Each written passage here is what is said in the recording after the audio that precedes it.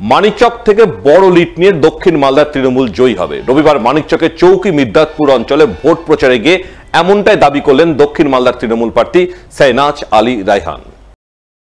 আগামী 7ই মে মালদার দুটি লোকসভা আসনের নির্বাচন, তাই নির্বাচনকে পাখির চোখ করে প্রার্থী হিসাবে নাম ঘোষণার পর থেকেই জোরদার ভোট প্রচার শুরু করেছেন দক্ষিণ মালদার তৃণমূল প্রার্থী শাহনাজ আলী রায়হান। রবিবার ছুটির দিনে তিনি মানিকচক বিধানসভা এলাকায় ভোট প্রচারে যান। মানিকচকের চৌকি মির্দাতপুর অঞ্চলে জোর কদমে ভোট প্রচার করেন। দলীয় নেতাকর্মীদের নিয়ে বিভিন্ন এলাকায় মিছিল করে সাধারণ মানুষের সঙ্গে জনসংযোগ তৈরি করে তিনি ভোট ভিক্ষা করেন। এমনকি কামারশালায় গিয়ে হাঁপড় টানতেও দেখা যায় তাকে। পরে তিনি সংবাদ মাধ্যমের মুখোমুখি হয়ে বলেন, মানিকচকে ভোট প্রচারে সাধারণ মানুষের বিপুল সাড়া পাচ্ছেন, সকলের মধ্যেই উৎসাহ উদ্দীপনা লক্ষ্য করছেন। তাই এবারের নির্বাচনে মানিকচক বিধানসভা থেকে বড় লিড নিয়ে দক্ষিণ মালদায় তিনি জয়ের ব্যাপারে যথেষ্টই আশাবাদী।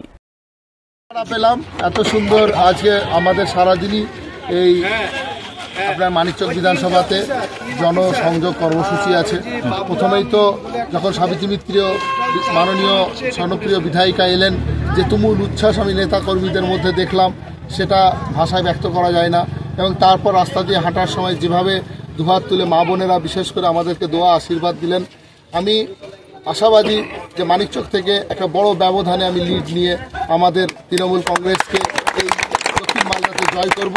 এবং এর কৃতিত্ব শুধু আমার একার না, এই যে অসংখ্য নেতাকর্মী দেখছেন, আমাদের অক্লান্ত যে নেতৃত্ব তৃণমূলে, তারা যেভাবে পরিশ্রম করছে তার ফল তারা পাবেই আগামী 7ই মে নির্বাচন। রবিবার ছুটির দিনে ভোট প্রচারে ঝড় তুললেন উত্তর মালদার তৃণমূল প্রার্থী প্রসূন ব্যানার্জি। এদিন তিনি পুরাতন মালদার মঙ্গলবাড়িতে পা রাখা মাত্রই তৃণমূল নেতাকর্মীরা তাকে উষ্ণ অভিনন্দন জানান, গলায় মালা পরিয়ে স্বাগত জানান। এরপর তিনি দলীয় নেতাকর্মীদের নিয়ে পায়ে হেঁটেই পুরাতন মালদা পৌরসভার একের পর এক ওয়ার্ড এলাকা পরিক্রমা করেন। আসন্ন লোকসভা নির্বাচনে তৃণমূল প্রার্থী হিসাবে তাকে বিপুল ভোটে জয়ী করার আবেদন জানান।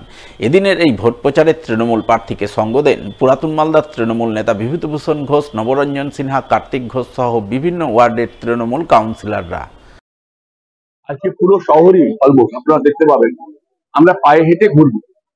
এছাড়া বিভিন্ন জায়গাতে বিভিন্ন মানুষের সাথে কথা বলবো, মানুষের সমস্যাগুলো দেখবো, শুনবো। আগের সাংসদ কি কাজ করেছেন, মানুষ তো বলছেন সব জায়গায় কোনো কাজ করেননি।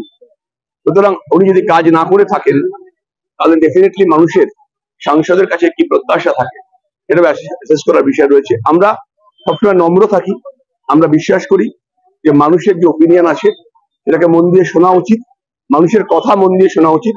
আমরা বলার থেকে বেশি শুনবো। আমাদের যেটুকু বক্তব্য আছে, দিল্লি সরকারের বঞ্চনা, বাংলার প্রতি বঞ্চনা।